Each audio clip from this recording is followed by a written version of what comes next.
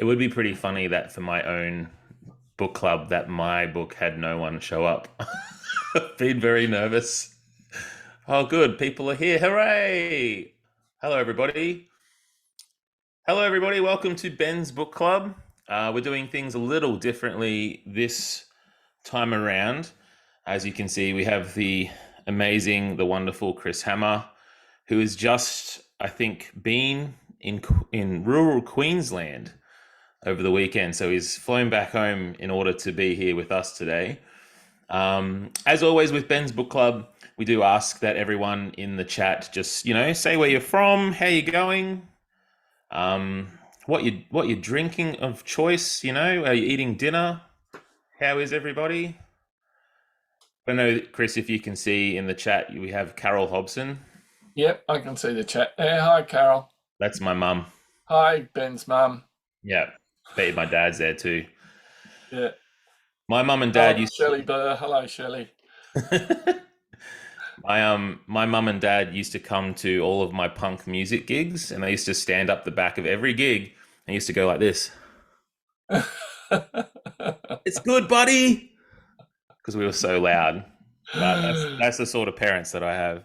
That's wonderful. I'm so they're glad you've taken up writing books. Probably. I think so. Yeah. Oh, we've got lots of. Look at all the people. Look at where everyone's from. How awesome is this? New England, Cairns, Albury Wodonga. I was just talking to someone from Albury Wodonga the other day.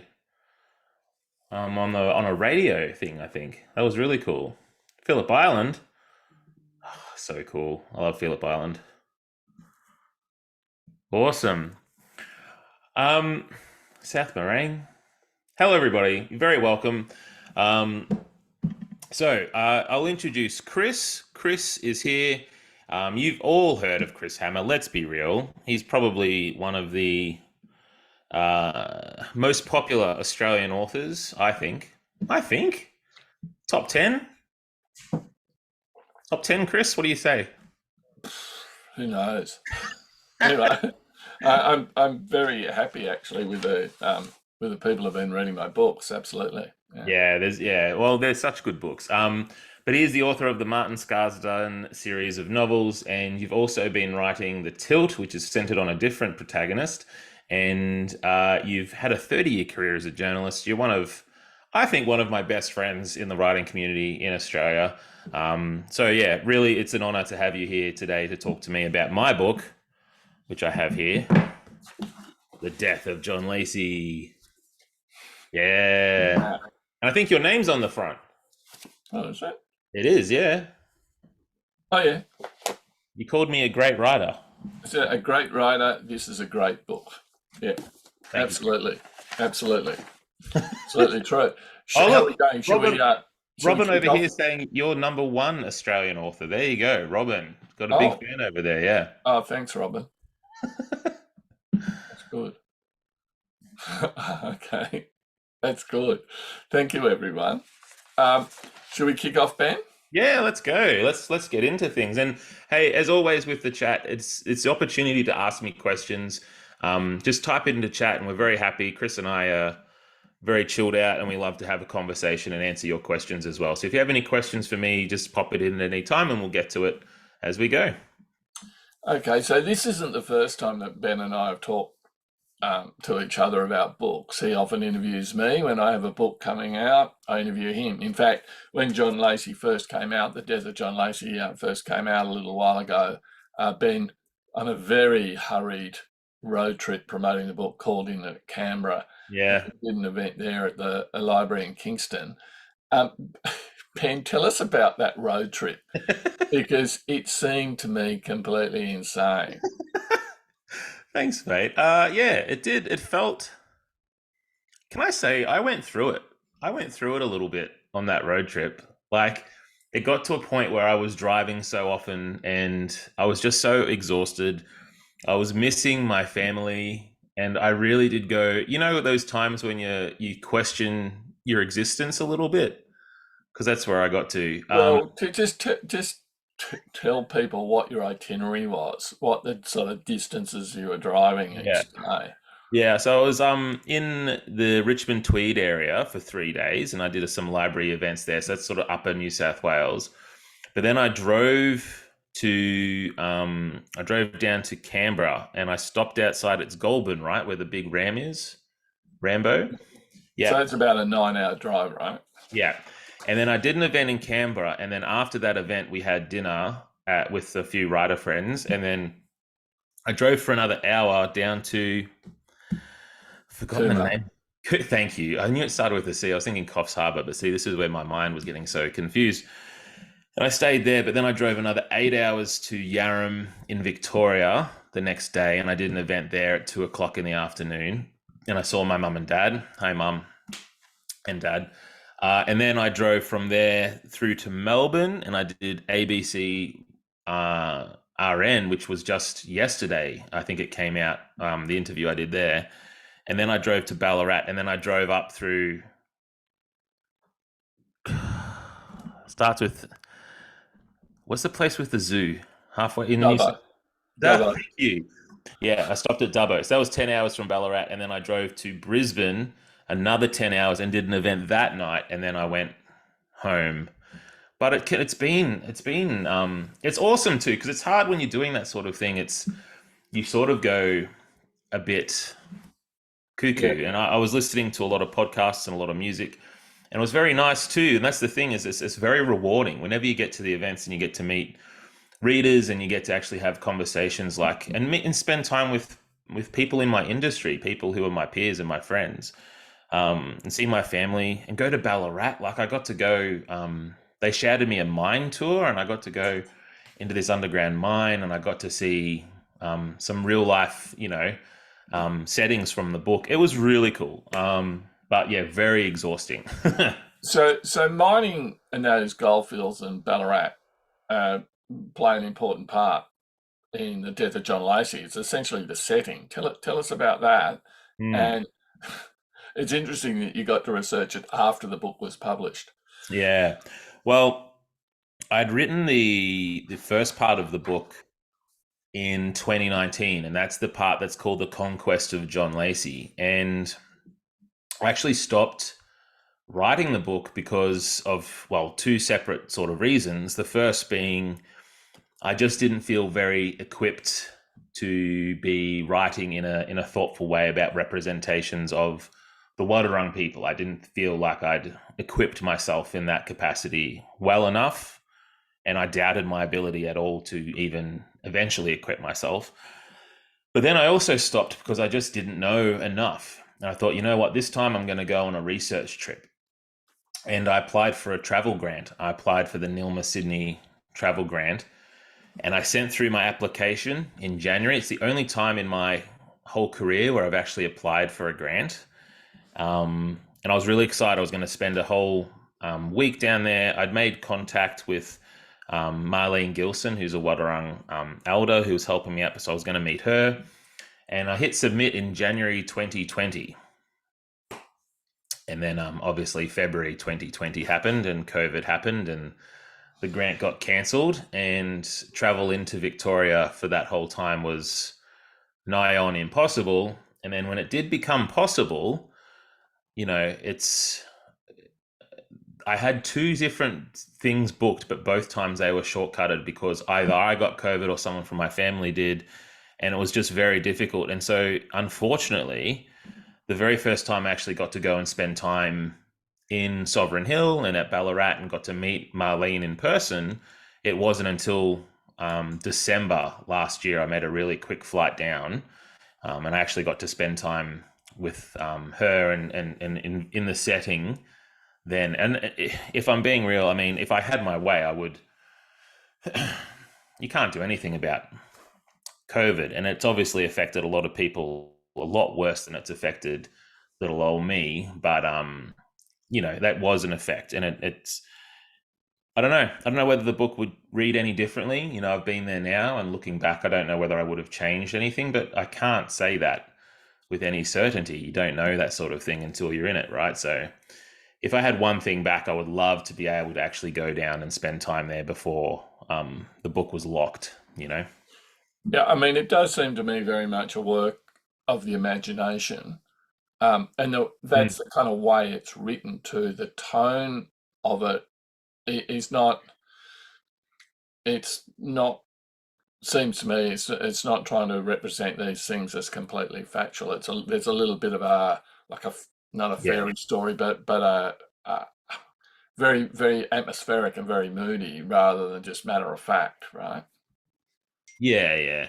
Yeah, and I actually think that's okay. Like I kind of like that it is my imagination that gets to invent it after reading, a lot of research and reading a lot of books on the subject. Um, yeah, I actually quite like it because I think it gets to be exactly what I think it is, and I'm not as maybe beholden to reality. I actually did the same thing with To Become a Whale with my first book. I actually never went to Tangalooma whaling station, and that was for a different reason. That was because I had written 4 books at that time and had none published, and thought I was never going to have anything published, and I didn't want to spend $150 on myself to go over there because I thought it wouldn't be worthwhile. And and then the book got picked up, and I was like, oh, okay. We'll, um, we'll get on to the death of John Lacey in a moment, but yeah, there's a lot of people who are your regulars here who sort of tune in and listen to you a lot. So I think they'd probably be interested just when you said that you'd already written 3 or 4 books, none of yeah. them being published. Tell us about that. Tell us about your journey as a writer, as an Mm. aspiring writer, and how did you get there in the end? Yeah, good question. Really big question too. Yeah, it was a long time. I really came to writing, I think, through music. So I was a musician first. I was in a band in Victoria, and our band was called Sounds Like Chicken. If anyone wants to go and listen to us on Spotify, where if you listen to ska hardcore punk and like people shouting with trumpets, that was our bag. It was And very what did you play? played the bass guitar. Okay. Yeah. Sort of a lot of walking bass, a lot of reggae and things like that. Yeah. Um, we were also in the age once as the top 50 worst band names in Australian history. So felt like we made it. What number were you on the list? Well, they had just had it in alphabetical. So we could have, in theory, been number one. I don't know. We were right next to Something for Kate. So I Okay. actually like Something for Kate, though. I think Yeah. it's a good name. Um, but then tragically met a beautiful girl up here in Queensland who's currently in the room next door watching Indiana Jones with our kids. So it worked out well, the move You up to sure you Brisbane. want to describe that as tragic? Well, only reason it's tragic, I mean, my mum's in the chat. The only reason the tragedy was that I left behind. I left behind my family. I left behind my band, who were my sort of creative family, who made me feel really appreciated, I guess, for being a bit of a weirdo. I don't know how you've always felt, Chris. I mean, you seem like a really cool person, but I've always felt extremely strange for being a bit creative. Look, Mum's crying in the chat. Look, she's got the crying emoji. Yeah, she's still not over it. You're coming up in like a week, Mum. You're going to be here. It's okay. She she wants the band to reform. We did. We had a reunion gig. Well, actually, nearly 10 years ago. Oh my gosh. So, Anyway, so, so so the band folds. You're in Brisbane. You've yes, fallen in love, but yes. you lack a creative outlet. 100%. And I did have music up here and I had a few little things, but it wasn't the same. And it was actually Lena who suggested, well, you love to read. Why don't you go and have a go at writing? I also feel like it's a little sneaky on her part because writing is kind of a cheap hobby. Well, in theory, I mean, unless you're doing research trips, in theory, it's kind of cheap. You just literally need a pen and a pad, and you can do the hobby, right? Yeah, but Um, it doesn't take much money, but it takes a hell of a lot of time. and that was the next thing. So at uni, I started to write creatively, and almost instantly, and I think this is fairly rare, I had a short story published. It was a horror. It was about a world in which death was obsolete. No one died anymore. So then they made a extreme sport out of the most creative ways to die. Okay. It was pretty good. And so anyway, that got picked up, and I thought, Yeah. oh, writing's easy. You know, I've got instant success, and I can see you're laughing. Yeah. Yeah, because I spent the next 9 years writing, and I felt like in the wilderness. And it feels like when you see all these authors and you hear all these people talk about it, it feels like you're banging on the door and you're sort of going, I've got something cool here. I think, let me in, guys. And everyone's really kind, everyone's supportive, but it feels like you're on the outside looking in all the time. And I was just writing, and then writing whole novels, and I wrote a novel, and you know how long a novel takes, Chris, like, and the amount of work and time. And I'm doing uni, and I had three jobs at the same time. It was extremely, and I wrote every day, and I persevered. And a lot of people ask me sometimes, like, how did you do that? One, I don't know. I don't know how I kept on going, even though I had rejection after rejection, and just, that stack keeps growing. But there's a story that I tell that kind of illustrates my way of thinking about things. It was after going to one of these. I had a tutor in the day, a tutorial in the day. Then I had an 8-hour shift at Blockbuster, which again dates me a little bit. And then at 9 o'clock at night, I was on my way home on the bus, and I went past a KFC, and I thought, blow it. I'm going to reward myself. I'm going to go get me some popcorn chicken, the greatest food invention in history. And I went to the KFC, and in front of me were these two large families, and there was a trainee on, serving them. So my question, Chris, to you, how long would you wait in that line before you left? Oh, it depends on how desperate and hungry I was, I guess, but Okay, probably so your not goal very is just long. you want popcorn chicken, and you are extremely hungry, and you've had a long day. Yeah, not long. Yeah, most people say that. Most people go like 5 minutes. I give it Yeah. 5 minutes, but after that, I'm at bailing. So after the first hour, it had taken a long, it was a long wait, but I'd moved up one notch in the line. And I'm not kidding when I say this, because I remember I looked at my watch and I clocked it, and it was 1.5 hours before I got my popcorn chicken. But by the time I was in that line for even 20 minutes, in my mind, I go, I'm not leaving until I get popcorn chicken. Because you'd already invested your 20 minutes. 100%. It was just because of the investment. I'm like, I'm not leaving. I'm not going. And it was the same with writing, I think. Once I was in it, I was just like, I'm not leaving until I do the thing I set out to do, which was to have a novel published. But I can tell you, Chris, like, it got very close. In fact, I gave up. To become a whale, I gave up. I was longlisted for the Vogel Award, and then with that feedback, I sent it out again. But the rejection of not winning that award, I'd really built it up in my mind, and I just felt defeated. And I was like, I'm not. I'm done. I'm done. I've spent 9 years on this. I think I've given it a good shot. I think you can hold your head up with honor. I've done my best, but it's just not something that's going to happen for me. So how did it happen? You'd Well, written lo a and behold, book, like it had that. been longlisted, Yeah. and then what? Well, I actually used so in the long listing, they sent a little form back, and it said, while this is an incredibly powerful story of masculinity, of father and sons growing together, it does not quite reach the dramatic heights it was aiming for. And so you can tell I've memorized that. Mm-hmm. So I went back through and I did a drama pass, and I tried to elevate the drama in all these different ways. I changed a relationship in the novel to make it a little bit more fraught, I guess. And then it was sort of like the last little ditch effort where I collapsed over the finish line, and then I sent it out to agents. And in the agent submission too, I actually put in the line what the Vogel feedback was. This is a powerful story of masculinity, because I didn't know what it was. And then Gabby, I my do. agent. Yeah, she emailed me on the way home from work, like three months later. I got an email, I was driving. I wasn't looking at my phone, everybody, while I was driving. I really do promise, Mum.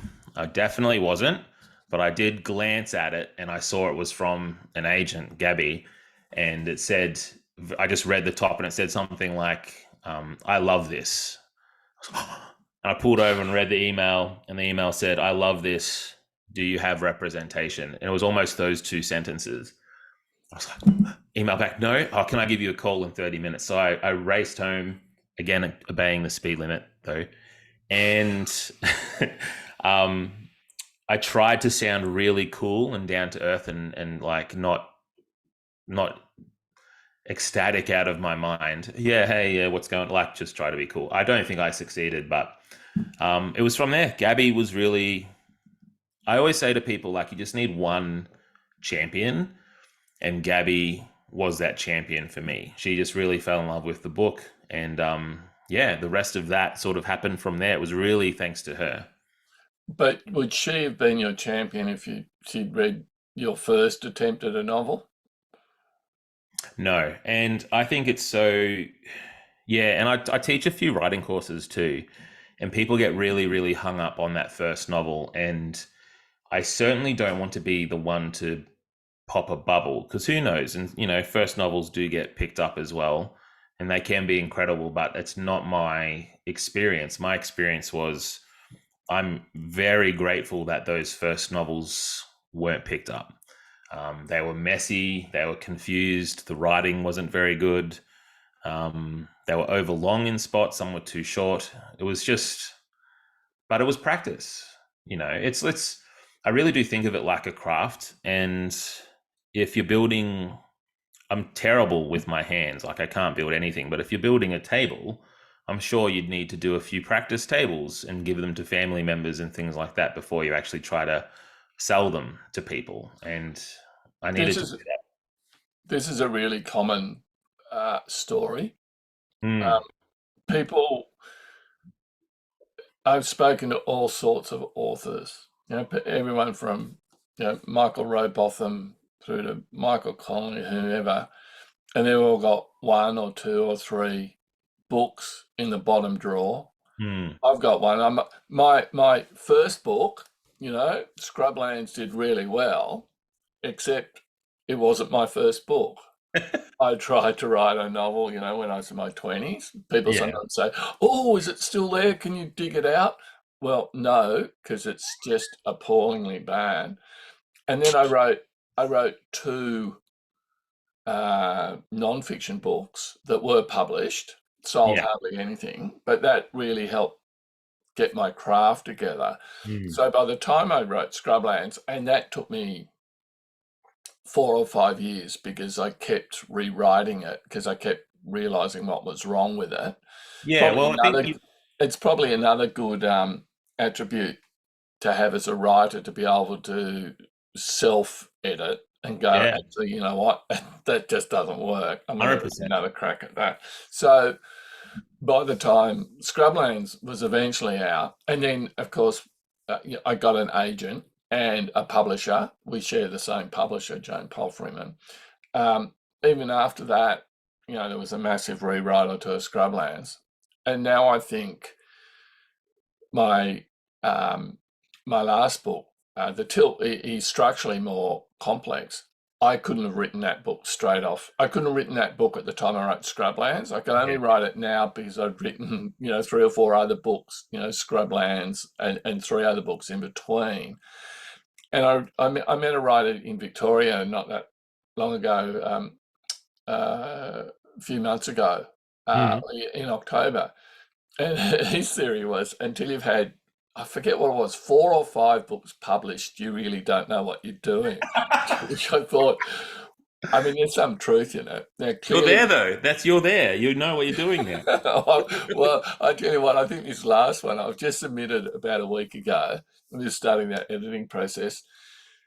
I think this one was the hardest of the lot.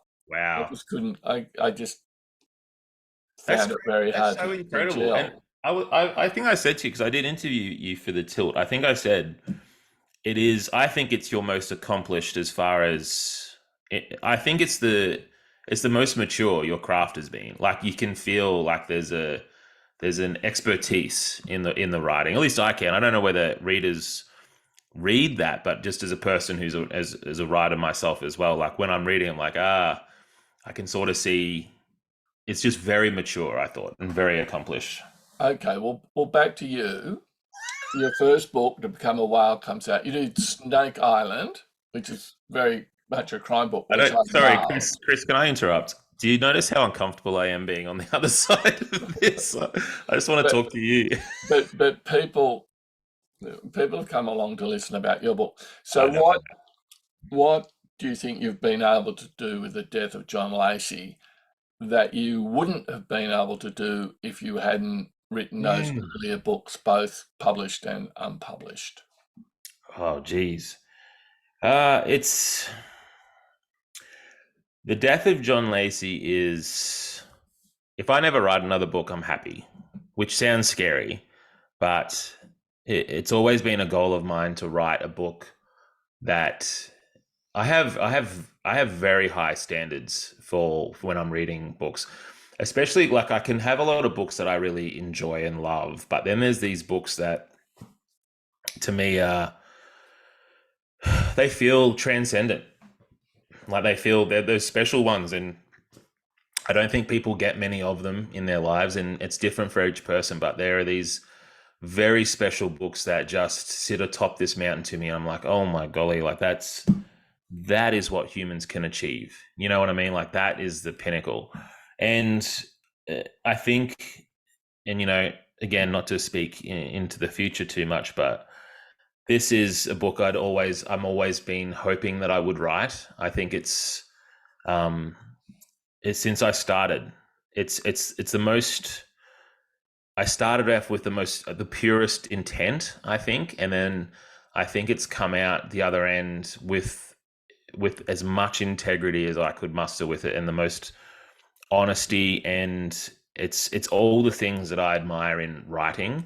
Um, yeah, it's very rare to listen back to any song you've written and not think about and not cringe a little bit at certain sections, and it's just because we're so self-critical. And I think I'm very proud of everything I've done and all the books I've written, but this one doesn't.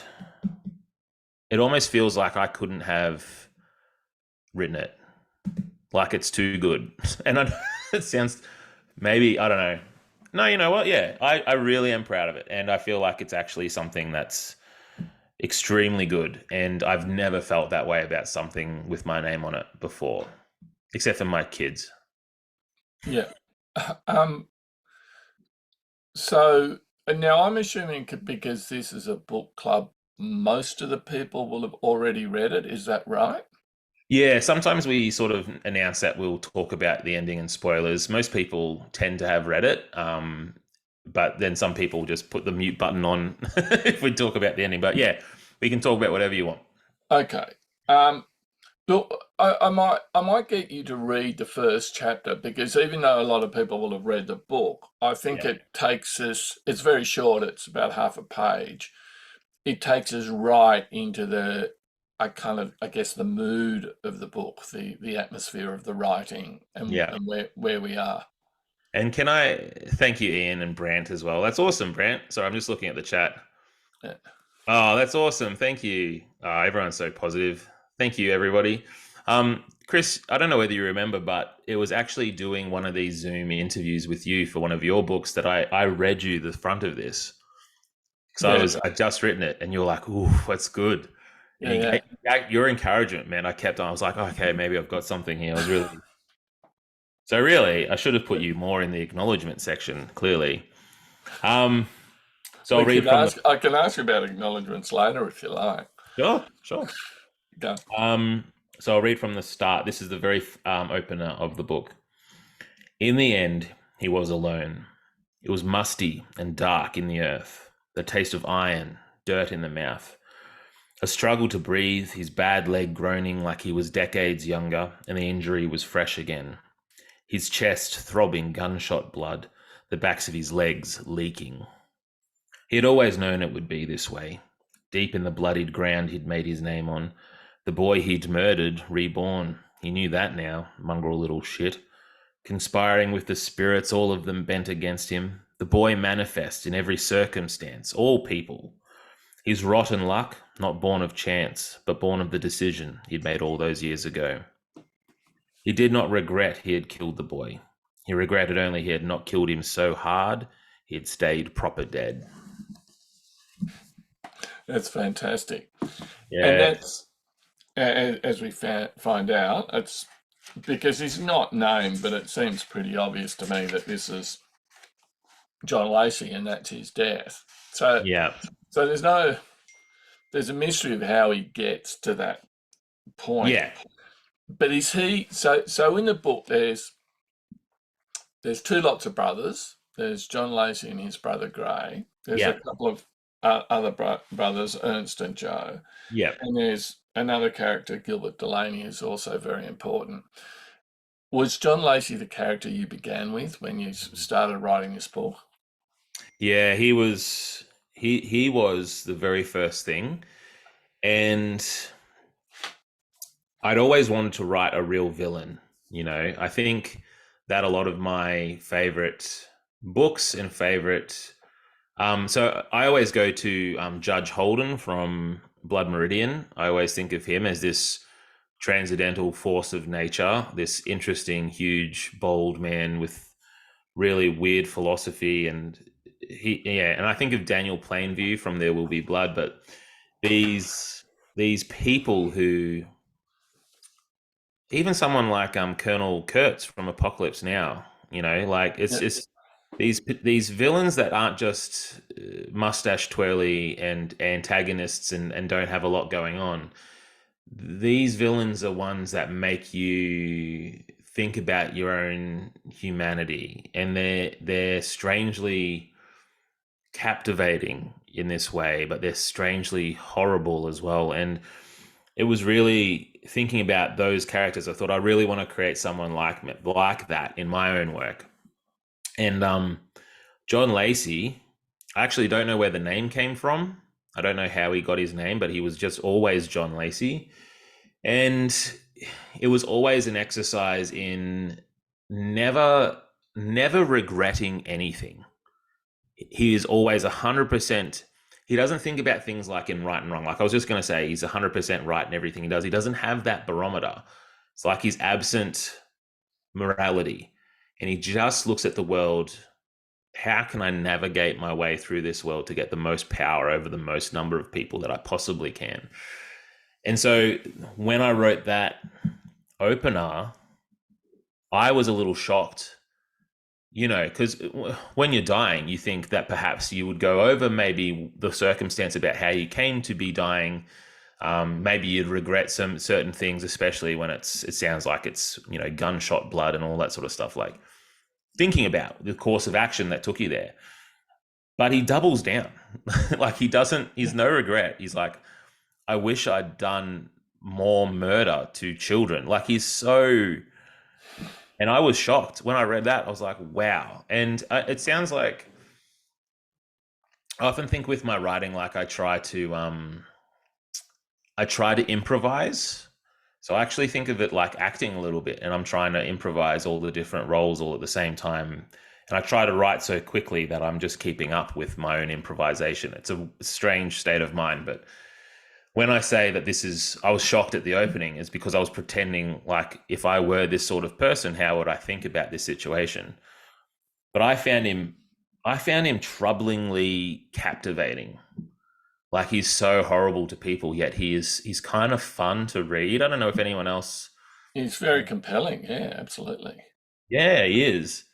And you Because almost don't. It's almost he's like not watching. bound by the normal constraints of Right. polite society or personal morality. Yeah.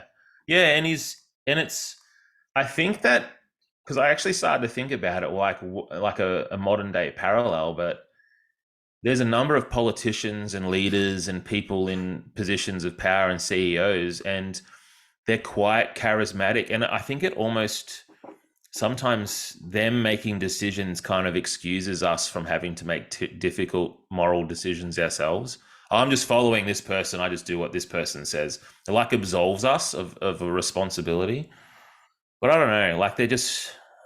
It's yeah. It's like we want to. It's like we want to be absent of conscience ourselves deep down. Like Yeah, wouldn't life be easier, Chris, if we didn't care?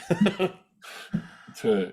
Now, tell me, you say you wrote that scene and it kind of Mm, shocked you the way yeah. he reacted and the way he doubled down, and was so utterly beyond redemption, if you like. Is that how you began the book? Did you write that scene first, or was that something you came back to? That was first. That was the very first thing I wrote. So Um, that yeah, it go did. on. I did go back to it. I did. There were some. There were some little. I mean, we can talk about it, but like the back of his legs leaking gunshot, leaking blood or something like that. I had to put that in so it was consistent with how the ending ended up Yeah, playing out. There were a few little plot things like that, but the tone of the front, the tone of that opening was there from the get go. And I hadn't always placed it right at the front of the book.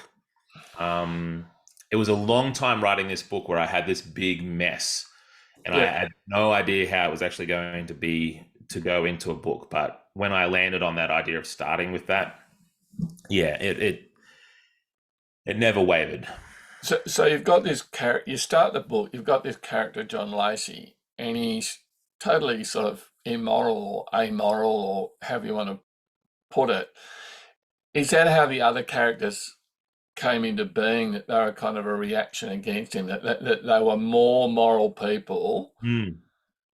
to a greater or lesser extent, and how they dealt with the circumstances, with how they dealt with the cards they were dealt, Hmm. and how they dealt with John Lacey, this total kind of monster of a bloke. Is that really how they came into being? To sort of, if you like, reflect on him? I don't think so. I mean, I think they play that role, and in reading it now, they're certainly playing that role, and they are a counterpoint, and they are, I think Ernst has a kind of almost a purity to his love because he's almost not very thoughtful about it. He's not philosophical. It's almost like it's just a pure love that he has for his brother. And it comes out very messy because again he doesn't think about himself that way. But and then Gilbert's love is more philosophical and more maybe more thoughtful, maybe more theological. So both of them are interesting counterpoints, but I'll be real, the way the book structured itself was I had this villain, and then there's a scene. Have you ever seen the TV show Deadwood? No, I haven't. Yeah, it's Yeah, great. I know what you're talking about though. Yeah, it's actually mentioned on the cover. Yeah. From Paul Daly mentioned it was Oh very yeah, he was always a huge fan of Deadwood when it yeah. first came out. I remember that because he was living in Canberra. Yeah, and so Robin saying it on the chat too. Yeah, well, probably one of my favorite TV shows in history. I love that show. But if you remember the pilot started with the character sheriff of Seth Bullock, and he has this guy in his prison, and the guy in the prison he's done something to the cattle or something of this farmer's Yeah, property, and this farmer comes along to the jail saying to Seth Bullock, the sheriff, "Bring him out. We're going to string him up. He's going to come with us. We're going to kill him. We've got 10, he's got like a posse of 10 guys. They're all drunk. yeah, They've got weapons." And Seth Bullock comes out and he doesn't waver and he stands in between this mob and this farmer or this I guess he's a thief, and he ends up hanging the guy under the color of law is what he puts it. And I was like, I love that scene so much.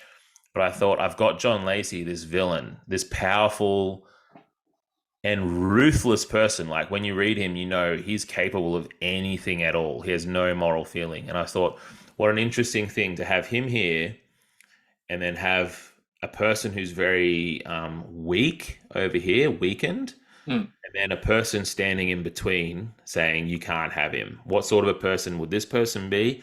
What sort of a person would this person be? And that's where Ernst and Gilbert really came out of that function. And I thought, because I had Ernst in the chapter where he was on the run, and he just went into Ballarat with his brother Joe. I had that first, and I was like, why don't I go back further and actually look at how they became brothers? And it was all sort of just spiraling out from that original conception, so I could land at that ending. Ah, okay, I'm with that. That makes sense. By the way, did you ever see that TV show I recommended to you, The English? No, no, I forgot you recommended it. To be You, you, fair, I was after an 8 hour drive, but you will yeah, love no, it. It's a western um, with Emily Blunt in it. I've heard of It's it. on a Yeah, streaming service, so it's there's a trouble. You get recommended something, and if you don't have a subscription, it's hard to find. But I I just think wrote you it would, down now. I Oh, think Rafe Spall. I think you would really love that. Yeah. So the book starts with that scene, 1870, John Lacey dying, and then chapter two starts, and it's 1847. Hmm. So what's that? 23 years earlier with Ernst and Joe Montague. So what? I mean, eventually, sometime in the future, they'll encounter Lacey, but that for not for quite a long time. Yeah. What was about their story? How did that come to you, and what attracted you to their story? Because, um, oh well, I'll let you answer. Yeah. No, you're right. Um, yeah, well, they came riding in, and Joe had they were brothers, but Joe had an Aboriginal, a Wadawurrung mother, and so that was always a part of his character. But it was in the research that it really came out. The way that white settlers would often insert themselves into um, Aboriginal First Nation families. They would often have children with them, and I think in my novel, it's a lot nicer tone. Honestly, it's still terrible because he's taking things that don't belong to him, but um, it was worse in real life a lot of the times. Um, but I just thought having Ernst and Joe have this relationship and built out in this fraught sort of situation, um, and love each other, but also at the same time, like Joe is a little bit unknowable to Ernst in a way. And so I don't know. I just thought that was a really interesting dynamic between the brothers, and that opener um, was really born out of that. It was born out of I started with Ernst. Can I say too? We'll spoil this first section. If you remember at the end of that first section, Isabel actually, sort of in her fit of rage, sets her own home on fire and So herself. Isabella's Ernst and Joe's mother. I'm Yeah, sorry, Ernst's mum. Ernst's mother. Yeah, Yes. yeah.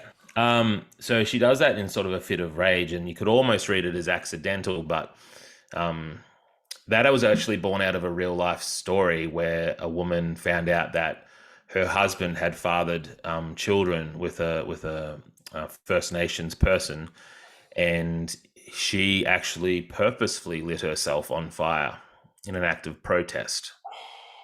Yeah. So, because I've read a couple of times, like there's been a few people review the book and say, like, oh, it's a little bit, these things seem a bit full on.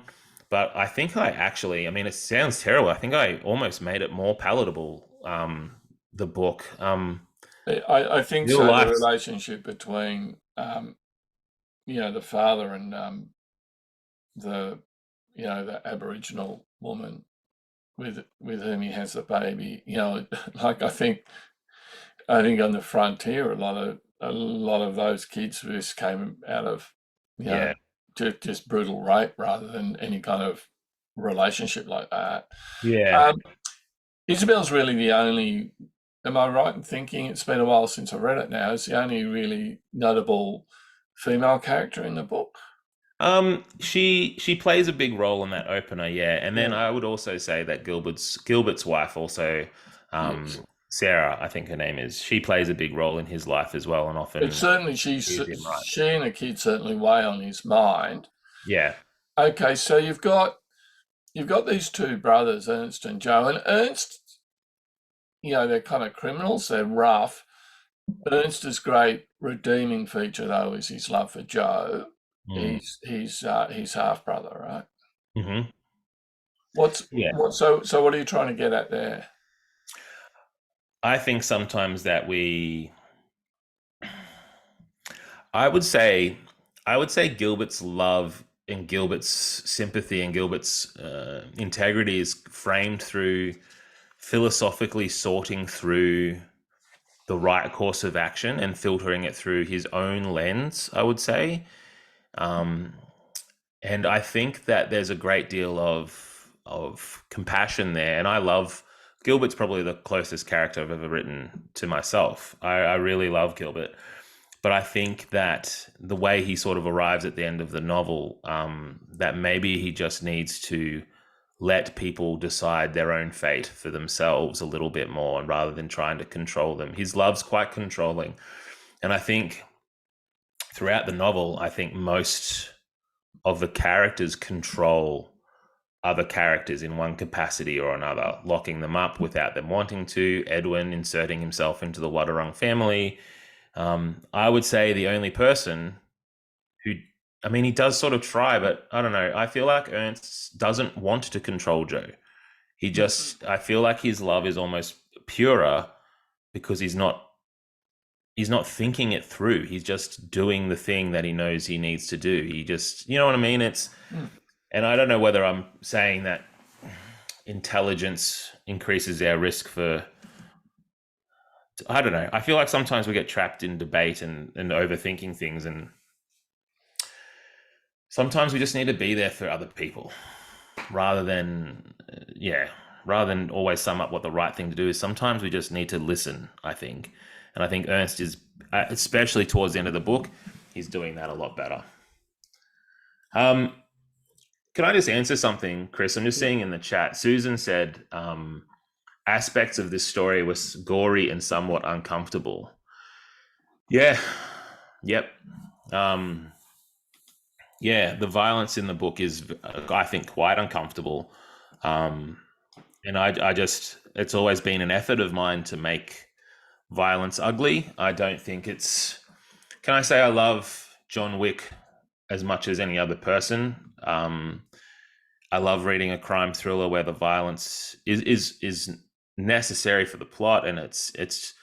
But I really wanted to make the violence ugly, and it's. I think it's quite difficult to do that. Um, but yeah, and I'm glad people feel uncomfortable. I actually remember there's a movie I watched. It was a long time ago. I think it's called Fool's Gold, and it had Kate Hudson and it had Matthew McConaughey, and it was like a romance thing. But I remember a guy was shot in that film as a punchline to a joke, and I remember thinking like we've lost something a little bit. Yeah, violence to me should be painted in a terrible way. So now that various people have read the book, what are some of the reactions you've had to it, and have any of them kind of surprised you or kind of enlightened you in some ways? That because readers can take very different Mm, takes on a book, and this book is one of those ones that isn't spelling out to the reader what they should think. I mean, you yeah. can take all sorts of things out of this book, I imagine. Mm. Yeah, thank you. I think there's probably two things that have surprised me the most. One, which is the less surprising, was that a few people have written that they would have preferred to have read more about how John Lacey came to power. So not just the section where he finds the gold, but then how does he use that gold to build up this town? And they really, I think, wanted to read more about his rise. But to me, not to answer that sort of, I guess, maybe a criticism of the book, but to me, he's on his way. Like where I leave him, it's already done and dusted. He's got his power. He's fought through this thing. He's determined. Like to me, it's almost like that stuff. I feel like if I were to paint that too much, I would. If that was on TV, I would be fast forwarding those bits and be like, oh, "Come on, like get to the next thing where something dramatic is happening," which is where he runs into Gilbert. Um, So that would be the one thing. The other thing that surprised me probably more than any other thing was the number of people who have not appreciated my lack of dialogue marks in the book. Um, because can I say to you, Chris, like it never occurred to me that that was something that people wouldn't like.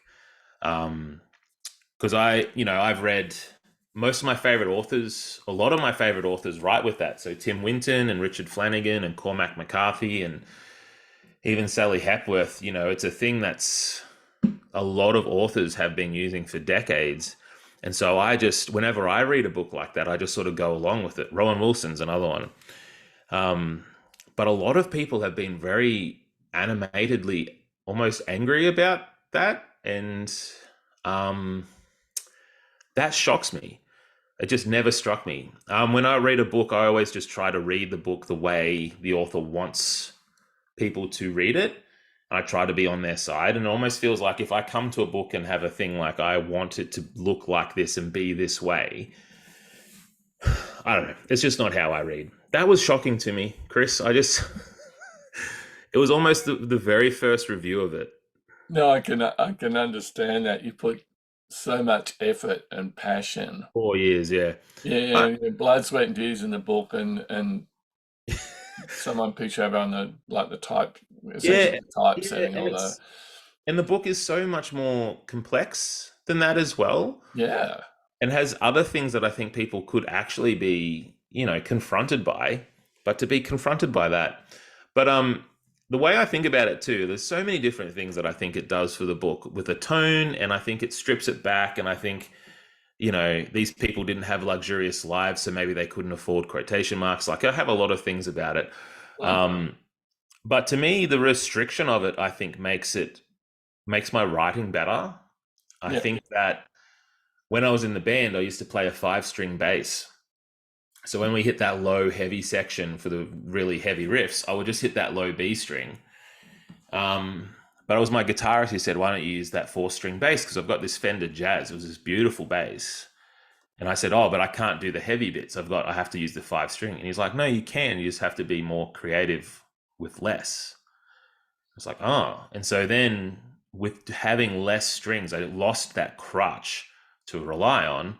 I then was forced to be more creative. And so I think having restriction kind of makes you more creative with what you have. Imagine trying to build a whole table with, 3 planks of wood and a saw. Like you're forced to do things differently. And I really enjoyed that aspect of it. yeah. And see, Robin saying here, this book is very well suited to the style of writing, and that's something you really want to try as an author, that to match the tone and the style of writing to make Mm. it suit the story. I mean, you wouldn't have such a pared back, kind of lean sort of style if you were writing I guess, a comic novel or something like that, right? Yeah, or like a lyrical sort of, I mean, Yeah, like a historical novel, I think they can be very florid and very proper and very in that way. But I was trying to write lean, I didn't want to yeah, have all that sort of stuff. There's a yeah. few How many people, words has it been? I think it was like 78.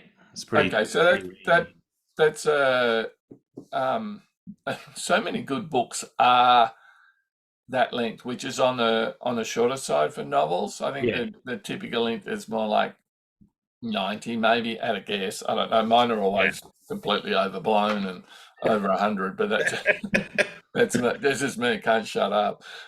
Can I say just really quickly, there's a couple of comments, very interesting comments about the audiobook. That's really interesting. I'm actually curious about that. Yeah, I'm seeing that People too. saying, So some people saying they enjoyed the audio, some people they didn't. And yeah, it's was interesting. it, is it, I don't know whether it was the dialogue was difficult to follow in the audio book. Was it the narrator or something? Yeah, because I imagine the dialogue if you didn't know that there were no quotation marks, the audiobook would just read like they were there. So it must be something else. And yeah, Yeah, so Robin's saying it's a choice of narrator. it does. I think Oh, I won't tell him that. Sorry, Stephen's my guy. I love Stephen Hunter's narration. Yeah, I won't pass on your feedback, but I have heard you. Someone's saying narrator was brilliant. No, it's Another one okay. saying narrator was fine. Yeah, Some yeah. saying Ben, you should have No, narrated it. I can't. I can't act. Stephen can act. I, He was in I, The te- Hobbit.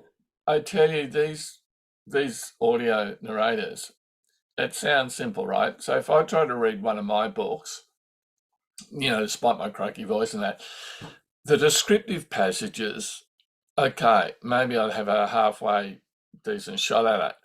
But when it comes to the dialogue, it's typically just one narrator, right? Yeah, They yeah. bounce between like male, female, kids, Indigenous people, Very difficult. Yeah. Scottish women, whatever. I mean, it's kind of magic what they do. I can't Amazing. Yeah. really get my mind around it. So, And yeah, everyone in the chat too. Like, it's okay if you didn't like it. That's okay. It's yeah, totally fine. We're all different and we have different tastes. It's actually interesting when they did the audiobook. They send you actors and they send you auditions. And I landed on Stephen because he was a good mix. He had a bit of Australianism to him, but at the same time, he wasn't so.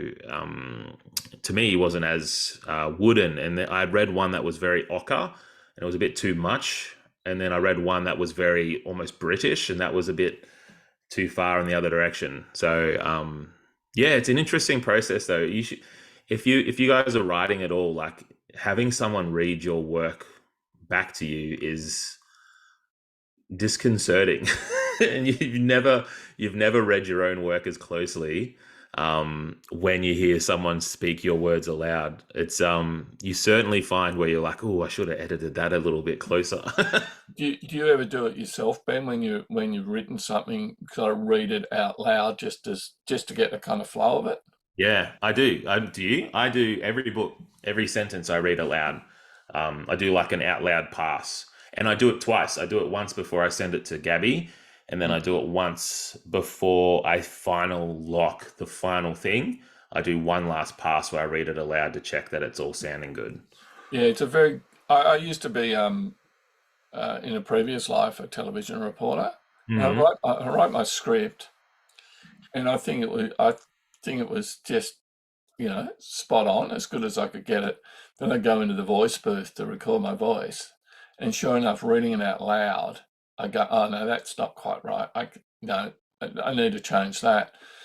Um, so I think ultimately language is spoken first. That's how our Mm. minds have evolved. Um, and writing is a reasonably recent invention, and Mm. it really is just the sort of a encoding of the spoken language. You do get books that are just visual, but Yeah. I think for most of us, and this is a story, you're saying, listen, I'm going to tell you a story, come with me, Mm. let's go back in time, and we're with this bloke dying. That's Yeah. essentially the deal, isn't it? That's the Yes. invitation to the Yeah. reader. Yeah. It's almost like sit by the campfire. I want to tell you this story. Yeah. Yeah. I like that idea. I like that. It's so simple in its way. I'm constantly amazed at the magic of writing. There's 26 different letters in different orders, and we have so many books with so many different ways to read them. And when I was talking earlier about the dialogue marks, I actually don't mind too if that's how it's read. It was just shocking to me, but I think one of the brilliant things about writing and reading, and then things like this book club, is that we're just all different people, and it's so magic. It's like this, right? Like, imagine me in 30 years and then having like my great grandkids reading this or something like that. Maybe not in 30 years, that seems too fast. But my point is, it's like I'm time traveling. This has been 2023, and it's like I can time travel and whisper into a person's ear, right? And create this thing with them. I feel like books are this joint thing where I'm doing this is almost like a layout, like a blueprint, but when you're reading it, you're creating it. And it's magic, and I love it. And I'm very happy. Anyone who's read any of my books, but anyone who reads in general.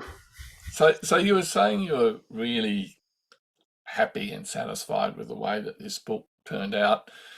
said something like, if you died now, you'd be happy because you've got this book over you. No, I said if I But stopped you're not. writing, not if I died, Chris. Come on. Yeah, you're not stopping now, though, are you? You are gonna. Do not disappoint us. You are going to write No, more. Right? Are you writing more now? I am. I Tell am. And us. if we had more time, because I actually think we're out of time. If I had more time, I could go on my pitch. Um, I'm actually working on two different things, and I'm actually toying with the idea, Chris. Let me see if you think this is interesting. I've got this book idea, a different one to the one I talked about with you.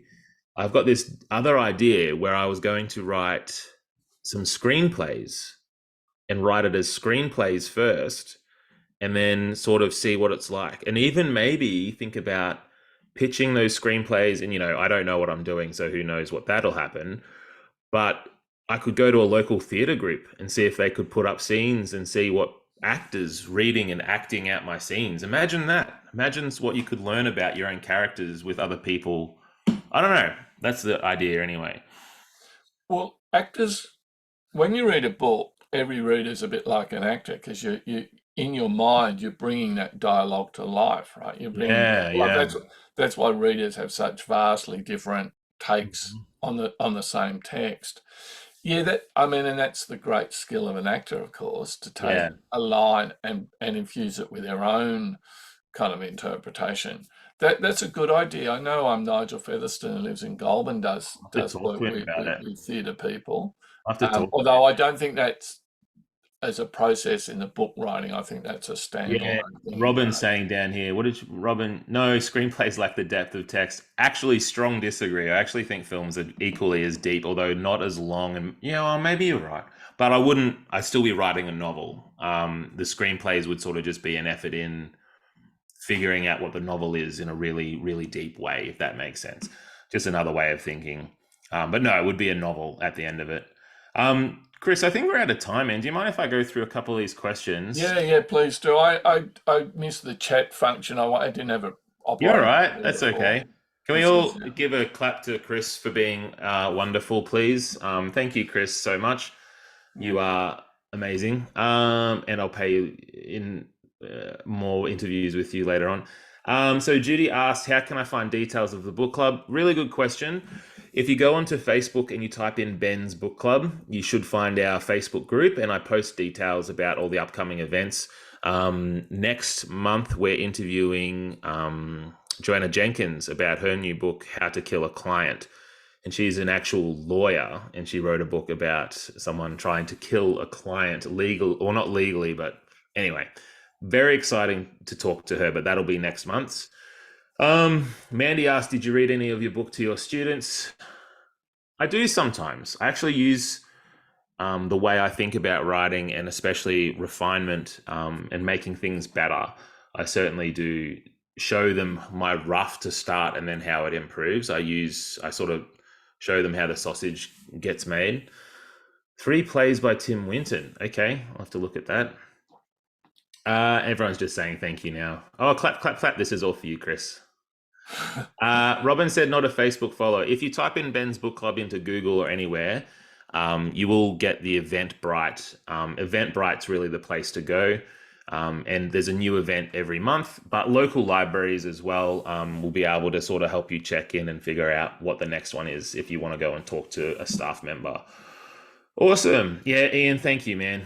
Ian's from over the pond. Ian, you love Chris too. I know you do.